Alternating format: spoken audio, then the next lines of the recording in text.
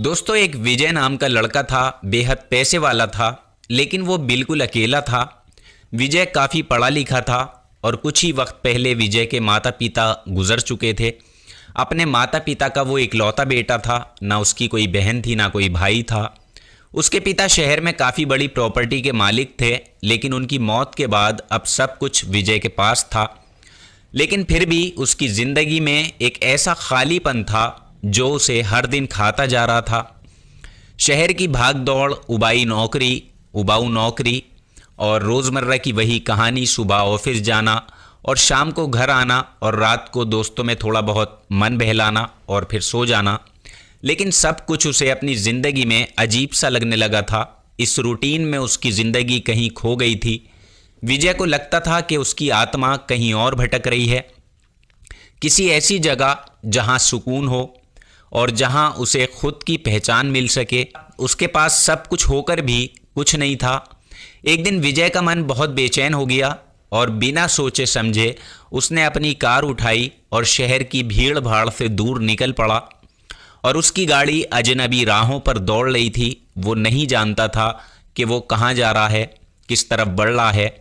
बस किसी अनदेखे अनसुने रास्ते की तरफ वो बढ़ता चला जा रहा था।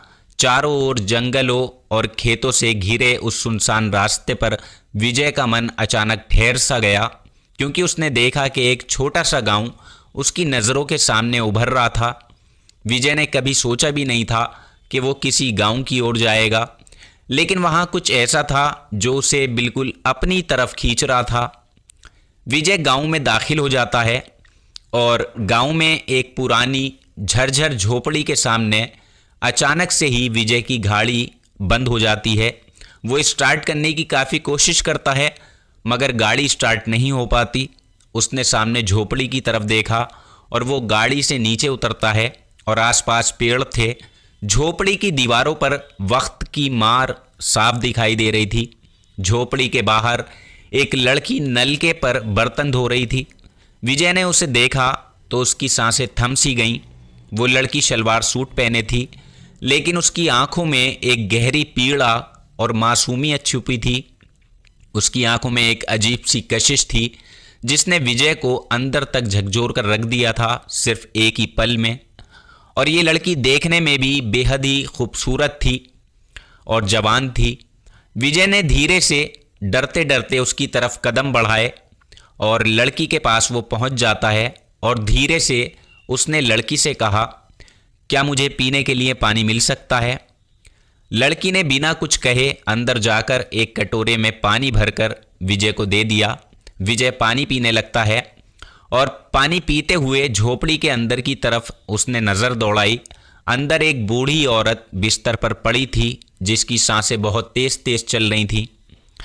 विजय ने लड़की से पूछा, क्या मैं अंदर आ सकता हूँ? लड़की ने थोड़ी झिझक के बाद हाँ में सर हिला दिया और विजय को अंदर झोपड़ी में बुला लिया। अब लड़की ने विजय से पूछा, आपको यहाँ मैंने पहली बार देखा है, क्या आप शहरी हो? और मुझे लगता है इस गांव में शायद आप किसी रिश्तेदार के घर आए होंगे, किसी से मिलने आए होंगे। विजय ने कहा, नहीं, मेरा इस गांव में कोई अपना नहीं है। मैं बस सुकून की तलाश में निकला था, लेकिन अचानक मेरी गाड़ी आपकी झोपड़ी के बिल्कुल सामने ख़राब हो गई और मुझे प्यास भी लग रही थी, तो आपको देखकर आपकी झोपड़ी के पास मैं आ गया ताकि यहाँ से आपके पास से मैं इस नलके से पानी पी सकूँ। विजय ने झोपड़ी के अंदर चुपचाप चारों तरफ देखा, नज़रें घुमाईं। वहाँ सादगी थी, लेकिन साथ ही एक गहरा दर्द भी कुछ बयान करना चाह रहा था। थोड़ी देर की खामोशी के बाद विजय ने लड़की से उसका नाम पूछा। लड़की ने हल्के से कहा, सुजाता। विजय ने अपने बारे में सुजाता को सब कुछ बताना शुरू किया। वो कहाँ रहता है और अपनी पूरी कहानी सुजाता को उसने सुना दी। सुजाता ने कहा, साहब, आपकी कहानी भी काफ़ी इमोशनल है और मुझे हैरत है, इतने बड़े शहर में आप अकेले ही रहते हो। विजय ने कहा, मैंने अपने बारे में तुम्हें सब कुछ बता दिया है, क्या मैं तुम्हारे बारे में कुछ जान सकता हूँ? सुजाता ने कहा, पहले मेरा फ़र्ज़ बनता है कि मैं आपकी गाड़ी ठीक करवा दूँ और मैं थोड़ी देर में आती हूँ, आप यहीं पर रुकिए। और ये कहकर सुजाता बाहर चली जाती है और लगभग 1 घंटे के बाद वो वापस आती है। उसके साथ एक मैकेनिक था। अब मैकेनिक गाड़ी चेक करता है। मैकेनिक गाड़ी चेक करके बताता है गाड़ी में कोई बड़ी प्रॉब्लम नहीं है, सिर्फ बैटरी का तार लूज़ हो गया था जिसकी वजह से ये गाड़ी स्टार्ट नहीं हो पा रही थी। मैकेनिक ने 2 मिनट में उस बैटरी के तार को ठीक किया और गाड़ी स्टार्ट कर देता है वो। विजय मैकेनिक को पैसे देता है, लेकिन मैकेनिक कहता है अरे भाई आप यहाँ मेहमान हो, इतने से काम के भला मैं आपसे पैसे कैसे ले सकता हूँ।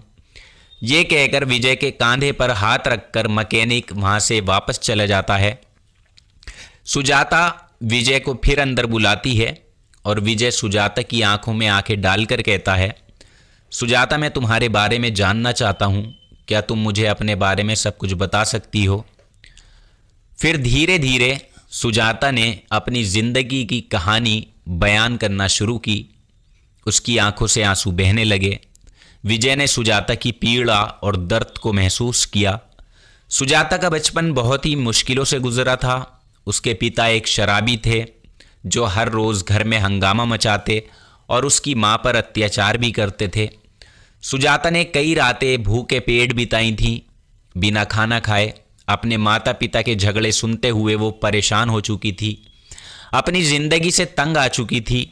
और एक दिन ऐसा सूरज उगा जो उसके ऊपर ही जिम्मेदारियों का बोझ डालने आया था। अचानक से एक दिन उसके पिता की मौत हो जाती है और उसके बाद उसकी माँ गंभीर बीमारी में घिर जाती है। सुजाता पर घर की अब पूरी जिम्मेदारी आ चुकी थी। वो गांव के लोगों से मदद मांगती रही, लेकिन हर बार उसे धोखे ही मिले, अपने लोगों से भी धोखे मिले। उसने अपने परिवार का पेट भरने के लिए जानवरों का चारा बेचना शुरू किया और उसकी ज़िंदगी में खुशियों का तो नाम ही नहीं आया। उसने बचपन सूखी रोटियां खाकर गुजारा। जवान हुई तो काम के बोझ और जिम्मेदारियों की रस्सी ने उसे जकड़ लिया। विजय ने उसकी बातें सुनते हुए महसूस किया कि इस लड़की ने अपनी ज़िंदगी में जितना दुख, जितनी पीड़ा सही है, उतनी पीड़ा शायद ही किसी ने सही हो। सुजाता को अपनी कहानी सुनाते हुए पूरी जो है वो रात हो चुकी थी और अंधेरा गहराने लगा था। विजय ने महसूस किया कि उसे अब लौटना चाहिए, लेकिन उसका दिल मान नहीं रहा था। सुजाता ने उसे रुकने को कहा। सुजाता उससे कहती है अगर आपकी मर्ज़ी हो तो आप यहाँ पर रुक सकते हैं, क्योंकि अगर आप लौटे तो सुनसान रास्ता है और इधर चोर लुटेरे भी काफ़ी हैं, आपको नुकसान पहुँचा सकते हैं। आपको ठीक लगे तो आप हमारी चारपाई पर लेट जाइए। आपको आरामदायक गद्दे तो नहीं मिलेंगे, मगर आप पेड़ के नीचे ठंडी हवा में सुकून की नींद सो सकते हैं। उसने अंदर जाकर चूल्हे पर रोटियां बनानी शुरू की। विजय ने देखा कि सुजाता कितनी आसानी से अपनी तन्हाई और दुखों के बीच भी मुस्कुराने की कोशिश कर रही थी। इतना सब कुछ उसने झेला था। सुजाता ने गरम गरम रोटियां विजय के आगे परोस दी और वो उससे कहने लगी कि आप हमारे मेहमान हो, इसलिए जो भी है आप चुपचाप खा सकते हैं, अपनी भूख मिटा सकते हैं। और विजय ने खाना शुरू किया। विजय ने पहली बार महसूस किया कि असली खुशी सादगी में है। उसने खाना खाया और पहली बार उसे लगा कि वो किसी सुकून की जगह पर आया है। खाना खाने के बाद विजय ने सुजाता से कहा, तुम्हारी कहानी ने मेरी आत्मा को अंदर से छू लिया है और मैं चाहता हूँ कि मैं तुम्हारी और तुम्हारी माँ की मदद करूँ। सुजाता ने उसकी तरफ देखा लेकिन कुछ नहीं कहा। सुजाता की आंखों में डर और अविश्वास दोनों झलक रहे थे, क्योंकि उसने पहले भी धोखे खाए थे। सुजाता ने कहा, साहब आप सामने चारपाई पर लेट जाइए, आपको सुकून की नींद आ जाएगी। अब विजय जाकर लेट जाता है और सुबह का सूरज निकलता है और विजय की आंख खुलती है और विजय ने गांव से लौटने का अब फैसला किया। लेकिन जाने से पहले उसने सुजाता से पूछा, क्या मैं फिर कभी यहाँ पर तुम्हारे पास आ सकता हूँ, दोबारा तुमसे मिल सकता हूँ? सुजाता ने हल्के से सर हिला दिया, यानी उसका जवाब हाँ में था कि आप आ सकते हैं। विजय वापस अपने शहर लौट आता है, लेकिन उसका मन वहीं अटका रहा। कुछ दिनों बाद वो फिर उस गांव की तरफ दौड़ पड़ा, लेकिन इस बार जब वो वहाँ पहुँचता है तो मंजर बिल्कुल बदल चुका था। यानी बिल्कुल अजीब उसके साथ एक चीज़ होती है। सुजाता की झोपड़ी खाली थी सुजाता और उसकी माँ कहीं नहीं थी। विजय ने गांव वालों से पूछा, लेकिन किसी को भी सुजाता के बारे में कुछ नहीं पता था। उन्होंने साफ मना कर दिया। विजय का दिल तेज़ी से धड़कने लगा। उसे समझ ही नहीं आ रहा था कि आखिर सुजाता कहाँ गायब हो गई है, कहाँ चली गई है। उसने हर जगह खोजबीन की, लेकिन उसे कोई सुराग नहीं मिल पाया। लेकिन वो हार नहीं माना और वो उसे बराबर ढूंढता रहा। वो हर हफ्ते गांव आता, उम्मीद करता कि कभी ना कभी सुजाता से मुलाकात ज़रूर होगी, लेकिन मुझे अपनी हार नहीं माननी है। और एक दिन विजय को खबर मिली कि गांव के पास एक मेले का आयोजन चल रहा है, मेला लगा हुआ है। विजय ने सोचा कि शायद उसे वहां सुजाता के बारे में कुछ पता चल जाए और हो सकता है सुजाता वहां चली गई हो मेले में। वो मेले में पहुंच जाता है और चारों ओर नज़र दौड़ाता है और अचानक भीड़ में उसे सुजाता की झलक दिखाई देती है। वो उसे देखता ही रह गया। सुजाता की आंखों में वही पुरानी मासूमियत और दर्द था। अब विजय सुजाता को देखता रहता है। विजय ने सुजाता को आवाज़ लगानी शुरू की। सुजाता ने उसकी तरफ देखा और दोनों की आंखों में आंसू भर आए। सुजाता को यकीन नहीं हुआ कि विजय बिल्कुल उसके सामने खड़ा हुआ है।